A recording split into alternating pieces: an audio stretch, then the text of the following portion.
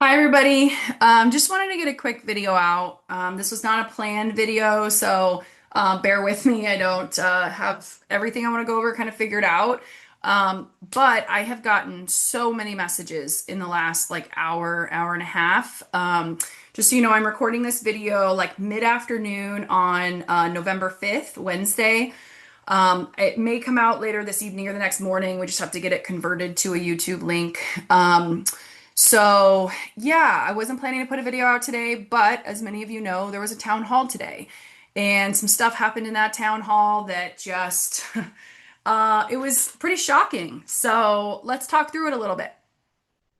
Let's start with the biggest thing that happened in that town hall, which was that I think it was the ODDS interim director, Darlene O'Keefe, announcing that Winston is being placed into the permanent SACU director position with no interview process. That probably was the biggest thing that has upset people. Let me start by saying, y'all, this is not a matter of whether or not they're allowed to do this. They are. It's a matter of whether or not it's ethical to do this.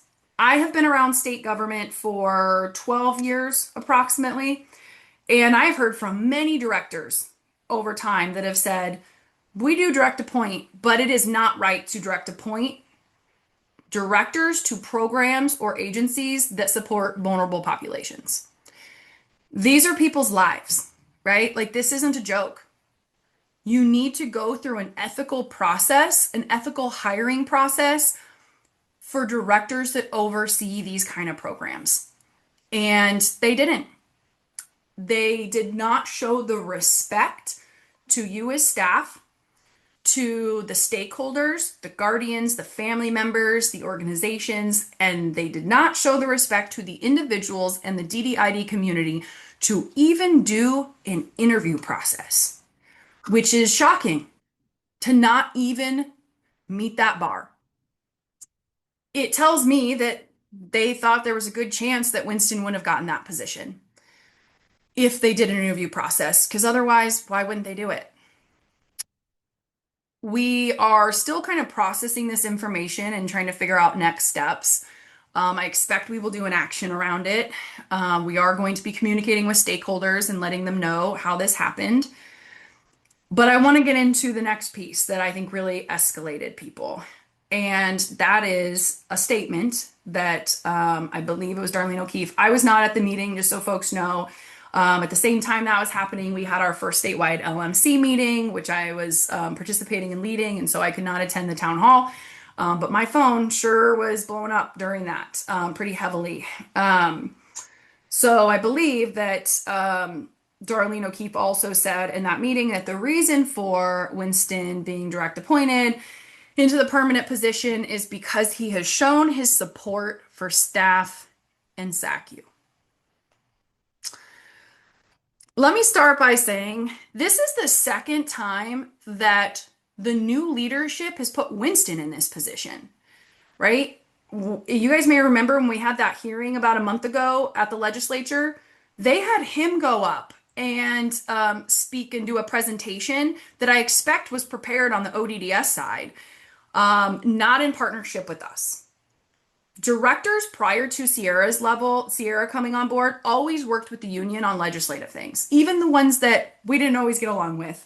When it came to legislative stuff, budget stuff, we were step in step. And the fact that the new ODDS and DHS director had him go and do that without collaboration with the union, that put him in a terrible spot, right? Like, realistically, we then looked at him as a, that was they created a division in the middle of us trying to work collaboratively. They created that division. They've now done that a second time because were we planning to come on here and put a video out talking about this, and we're going to get to the morale survey that we talked about? Was I planning to put that out publicly? No. But if they go onto a town hall and they say things like that, we have to set the record straight. So it's because of those leaders that have led us to where we now have to come in and do a video like this. And that not only impacted all of you, it also impacts him. So I'm going to start by saying that when people heard that he supports staff and SACU, they're pretty shocked for two reasons. One, staff don't feel supported. Two, he said publicly at a town hall meeting that he supports a 50% reduction at SACU. I don't see how that's support at all. Nobody sees how that is support.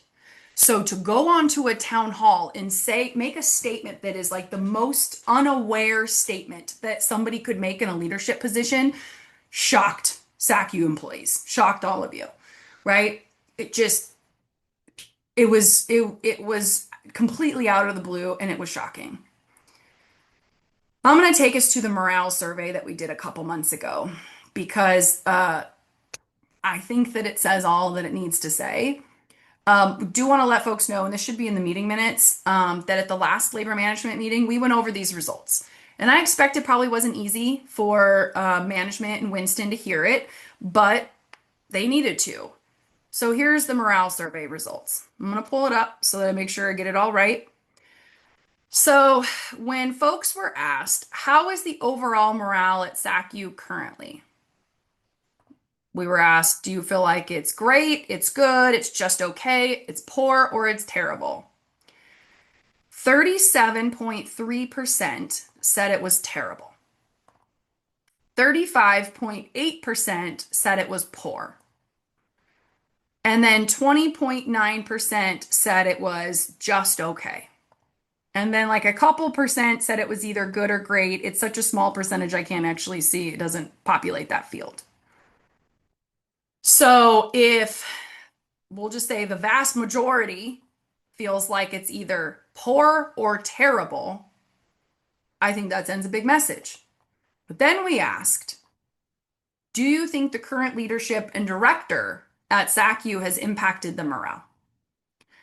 And 89.6% said yes in a negative way. 7.5% said no, not in a positive or a negative way. And again, like, what would that be? 2, maybe 3% said yes in a positive way, too small for the field to populate. So we'll just say 89.6 for argument's sake, approximately 90% said that the director at SACU, Winston, has impacted the morale in a negative way.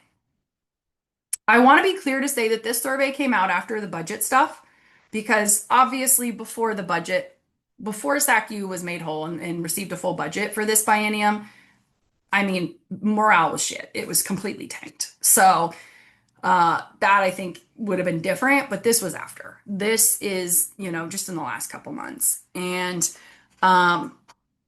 it's hard to see a correlation between 90% saying that he has impacted it in a negative way and Winston is being moved into the permanent director position because of his support for staff and SACU. I'm going to go on further, y'all, to share. This was going to be shared when I just did a post later this week, but I'm just going to do it now. I'm going to share a letter that your executive boards, they've been working on this for the last week or two, and they sent it to the director of ODDS and DHS this morning. I'm going to just read it. This has to do with their lack of collaboration around this redesign. This can be a little bit long. I'll do my best to get through this quickly. It's like 2 pages, but I just feel like it's so important for you guys to hear this. So I'm just going to read it from the beginning, so bear with me on this. So this was sent this morning from your local executive board with the union. It says, Dear Directors Went and O'Keefe, the Oregon AFSCME Local 1246 Union Board writes this letter out of concern for the lack of collaboration and communication from ODHS and ODDS. As you are aware, over the last year, ODHS attempted to reduce SACU by 50%. In the most recent legislative session, SACU was instead issued a full budget for the 25-27 biennium and directed to get SACU back on track with its crisis model. Earlier this year, ODDS paid an external contractor $275,000 of taxpayer monies to issue a report recommending an unrealistic redesign for SACU in Oregon's overall structure for the DDID community. It became very clear during the process that ODHS and ODDS did not work effectively with stakeholders throughout that process, resulting in a recommendation that was ineffective and impossible. On August 26th of this year, some of our leaders participated in an introductory meeting with you. At this meeting, you, Director Wendt, stated that you would set up a meeting to discuss the budget note and plans for SACU's redesign. It has been over 2.5 months since then.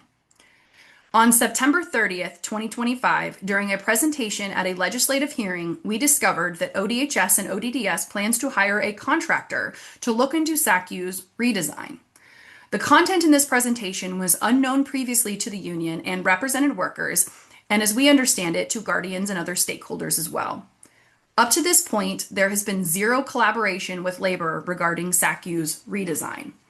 We have not been communicated with, looped in, or a part of the process. Further, it's concerning that ODDS plans to hire yet another contractor, further using taxpayer dollars, when instead they could simply work with their skilled and experienced staff and stakeholders who are the ones that truly know our system within Oregon and the needs of the DDID population. It has become evident and increasingly concerning that ODHS and ODDS are yet again not collaborating or working with labor throughout this process. If SACU is going to work on their model, collaboration with labor is absolutely critical. Otherwise, any plan that ODHS and ODDS might put together will be ineffective and will again be a waste of state resources.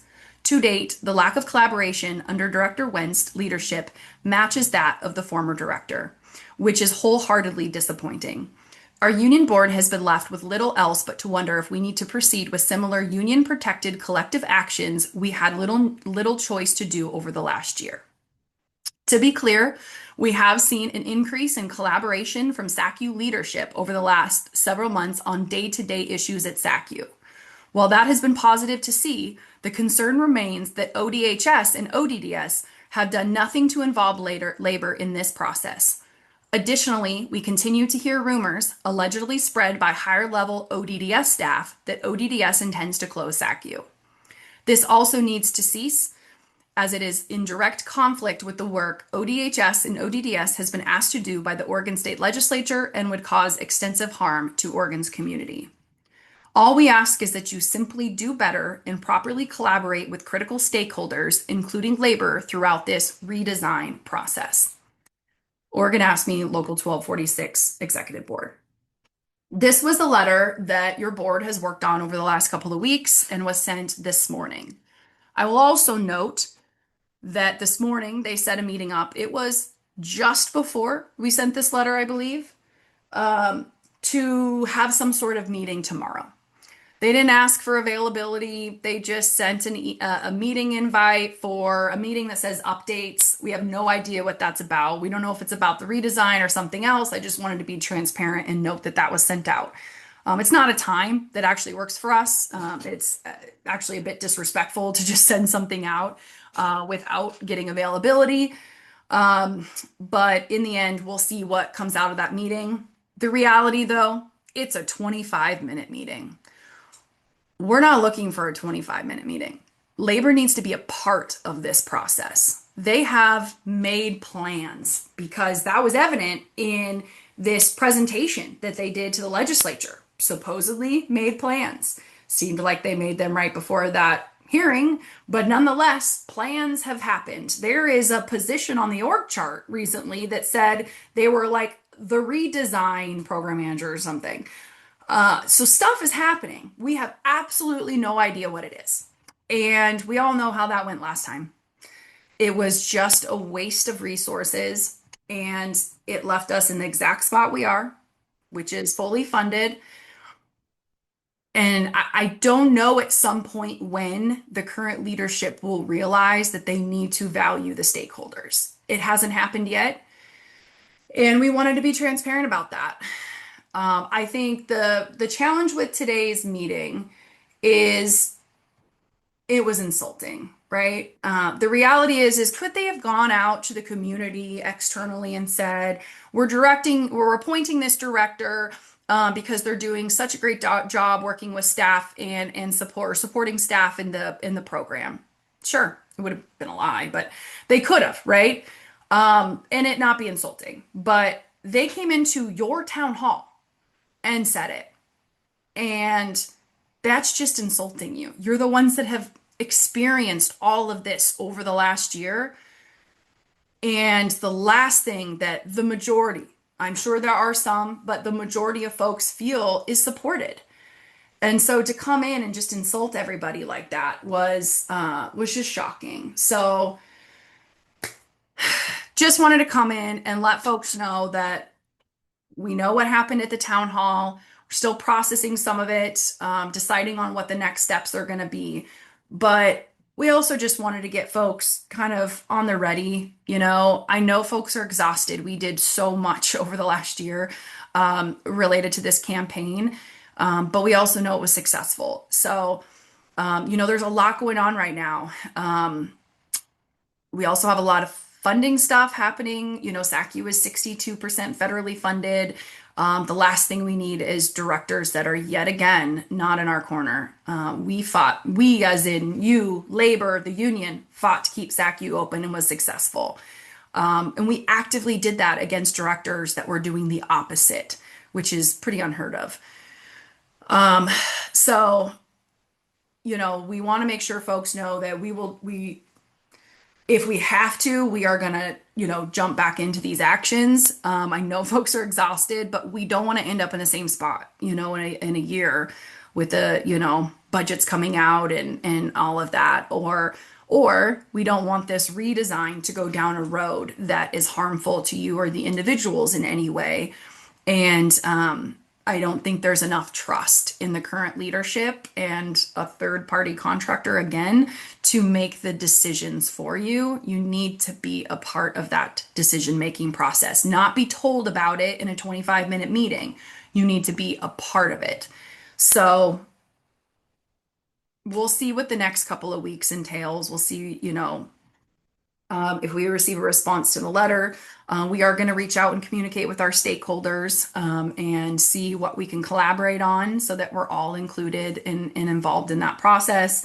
And then we'll reach back out to folks and let y'all know kind of where we're at. But just wanted to get folks kind of ready, wanted to acknowledge the feelings everybody had from today's town hall. It was shocking. Your executive board had a big text chain going as well, and it was just mind-boggling. So that's that for now.